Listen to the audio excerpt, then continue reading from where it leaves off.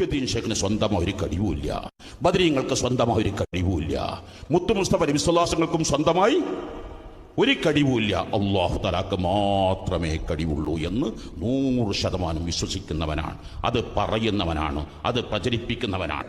ബദരീങ്ങൾക്ക് ഒരു കഴിവുമില്ല എന്ന് നിങ്ങൾ പറയുന്നുവെങ്കിൽ എല്ലാ കഴിവുമുള്ള അള്ളാഹുവിനോട് തേടുന്നതിൽ നിന്ന് നിങ്ങളെ തടയുന്നത് എന്താണ്? എന്തുകൊണ്ട് നിങ്ങൾക്ക് അള്ളാഹുവിനോട് ചോദിച്ചുകൂടാ? എന്തുകൊണ്ട് നിങ്ങൾക്ക് അള്ളാഹുവിനോട് സഹായം തേടിക്കൂടാ? അള്ളാഹുവിനോട് സഹായം തേടരുത് എന്ന്, ചോദിക്കരുത് എന്ന് ഖുർആനിൽ എവിടെയുമില്ല. ചോദിക്കണമെന്നുണ്ട് താൻ എത്രയോ സ്ഥലങ്ങളിൽ. വഖാല റബ്ബുക്കും ഉദ്ഉനി അസ്തജിബ് ലക്കും, നിങ്ങളുടെ റബ്ബ് പറഞ്ഞിരിക്കുന്നു നിങ്ങൾ എന്നോട് ദുആ ചെയ്യൂ, എന്നോട് പ്രാർത്ഥിക്കൂ, അസ്തജിബ് ലക്കും, ഞാൻ നിങ്ങൾക്ക് ഉത്തരം നൽകാം. അള്ളാഹു പറഞ്ഞ വാക്കാണ്. വഖാല റബ്ബുക്കും, നിങ്ങളുടെ റബ്ബ് പറഞ്ഞിരിക്കുന്നു എന്നാണ്.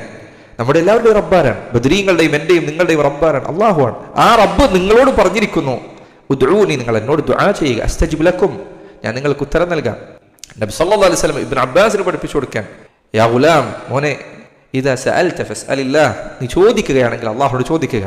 വഇദാ ഇസ്തഅൻത ഫസ്തഇൻ ബില്ലാഹ്, നീ സഹായം തേടുകയാണെങ്കിൽ അള്ളാഹുവിനോട് സഹായം തേടുക.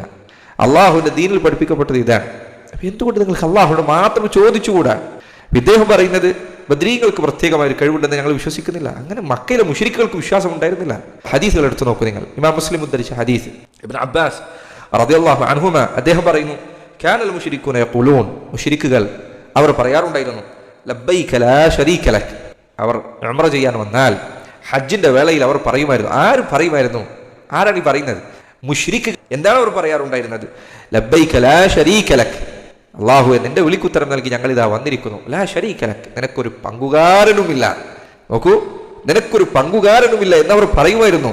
അപ്പോൾ ഫയഖൂലു റസൂലുള്ളാഹി സ്വല്ലല്ലാഹു അലൈഹി വസല്ലമ വൈലക്കും ഖദ് ഖദ്, അത് കേൾക്കുമ്പോൾ അല്ലാഹുവിന്റെ റസൂൽ സ്വല്ലല്ലാഹു അലൈഹി വസല്ലം പറയുമായിരുന്നു, അവിടെ നിങ്ങൾ അവസാനിപ്പിക്കൂ, പിന്നെ അതിനപ്പുറത്തേക്കുള്ളത് പറയല്ലേ എന്ന് നബി സല്ലല്ലാഹു അലൈഹി വസല്ലം അവരോട് പറയുമായിരുന്നു.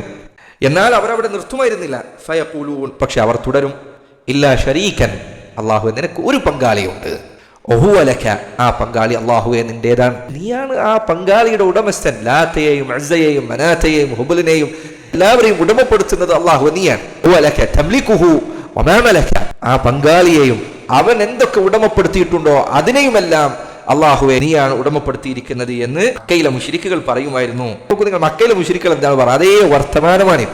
ഖലീൽ ബുഖാരിയുടെ പ്രസംഗം എടുത്താൽ കാണാം, അള്ളാഹ്ക്ക് മാത്രമേ കഴിവുള്ളൂ. പക്ഷേ അതേ പക്ഷയാണ് മക്കയിലെ മുശ്രിക്കുകൾ പറഞ്ഞത്.